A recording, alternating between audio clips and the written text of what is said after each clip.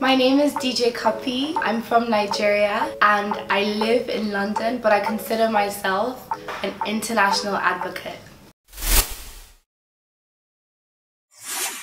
I've been DJing for over 5 years now. DJing is something that I love. I just couldn't help myself but fall in love with music. I remember listening to Fela Kuti growing up, so DJing for me has been a journey from growing up in Lagos to going through education in London, living in New York as well. I feel like music has been the thing that has carried me through, and it's still part of my journey. Definitely as a DJ, I find that certain songs have certain moments for me. I feel like also being from Nigeria but having lived in cities like London on my own, in cities like New York on my own, the only thing that kind of kept me close to home was music. About 10 years old, my parents sent us to boarding school and me and my sister used to be so homesick. And music was our escape. You know, music is therapeutic. And that's why as a DJ, I feel like it's so powerful what we do as DJs all around the world. You know, you're taking people on a journey, and for those moments you're playing the music, it's escape. I definitely didn't know music would be my path. I mean, you know, I have a very entrepreneurial family, and my dad has been someone I've looked up to because he's very, very into his business, and I definitely felt like growing up I would follow the same path. But you know, I always feel like you've got to follow your passion, and I always say, you know, do what you love and you never have to work a day in your life. So when music became a passion of mine, I also very earlier on realized I have to commercialize it and I have to, you know, make it part of my livelihood. So, you know, I didn't see it coming, but I just couldn't stay away from it. But one thing, you know, I've always felt like education is important, and I made sure, despite being a DJ and an artist, I didn't play with my books.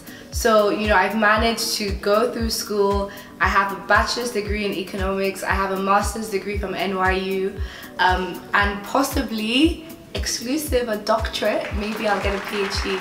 You know, I believe that education is important, and education helps me be a better DJ. You know, it's not about the academics, it's about learning to discipline yourself, having deadlines. You know, I'm pretty much the only DJ I know at the moment that has a master's, and you know, for me, it hasn't slowed me back. I wouldn't change that for the world. You know, it's so interesting going into DJing. I noticed, you know, there were like two extremes. There were DJs that were females that were very, very masculine. You know, they had the cut hair, you know, they wore basically men's clothes, no makeup. And then there were these, you know, other women that I met that were kind of like half naked, and they, you know, they DJ'd in like lingerie. I went to Ibiza and I met this DJ that DJs like topless, and I was like, okay, well, there's got to be an in between. There is now, but you know, when I was entering the market, I didn't really understand. You know, I love dressing up. You know, I love being fun. I love color. I feel like I have a personality that exudes color. You know, even being Nigerian, you know, from a place where everything is just so vibrant. I love Ankara. I wear a lot of Ankara. And so, you know, when it came to DJing, I never wanted to lose that. I felt like I'm gonna dress how I would dress to a club. The only difference is I'm holding the music down. This for me was a bit of a challenge because sometimes I wasn't being taken seriously. So I would go to the DJ booth after the DJ before, and he's like, oh yeah, no, I don't want no girls in the booth. And I'm like, I'm the DJ. When I moved to New York, it definitely changed my style. I started wearing sneakers.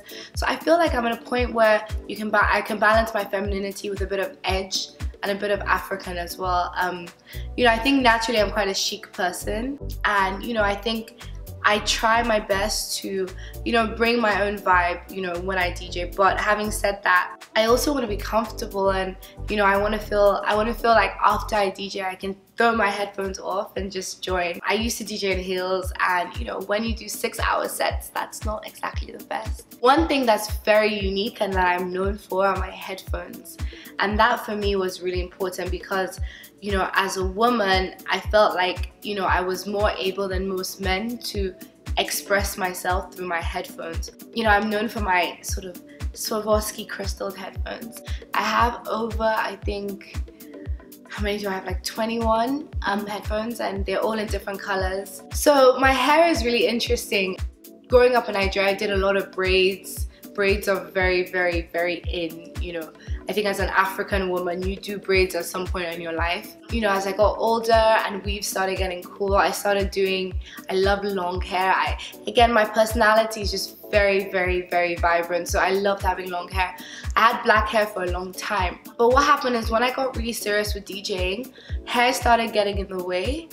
So for many years I had a ponytail, so I slicked back my hair and had a really cool piece at the end. My hairdresser was like, oh, why don't we just ombre it? Why don't we make it ombre? And I was like, oh God, that's wild.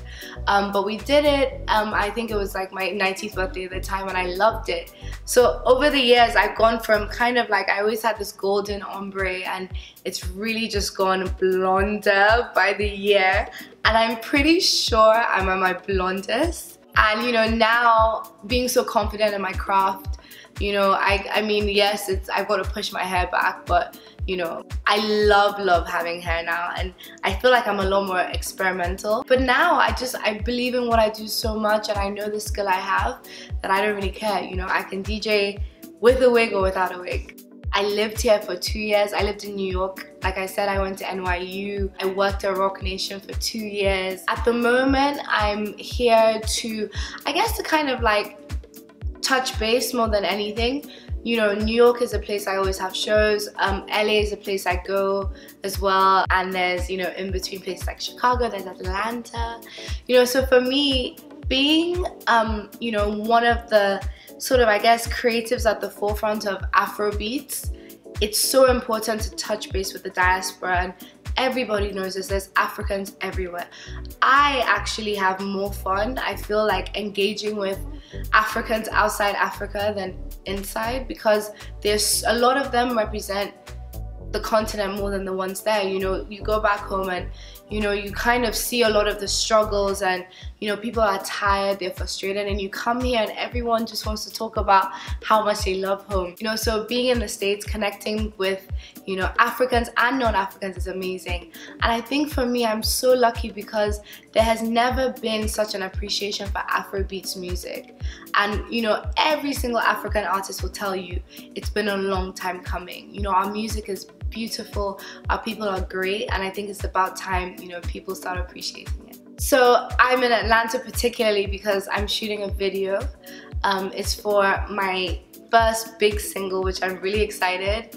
It's called Greenlight. I feel like shooting in Atlanta is really exciting because the city is a lot more dynamic than I thought. You know, when we were looking at options around the States, Atlanta just has this homely feel. It's like a home away from home. And you know, I can't quite say who, but it features an Afrobeat superstar, and I'm so excited. And you know, I think for me, this is taking my DJing to the next level. And I think that, you know, it's so important to just push Afrobeats everywhere. And, you know, I've spent so many years playing it, now it's time for me to make it. So for my video, I have to and will always represent Africa in some form.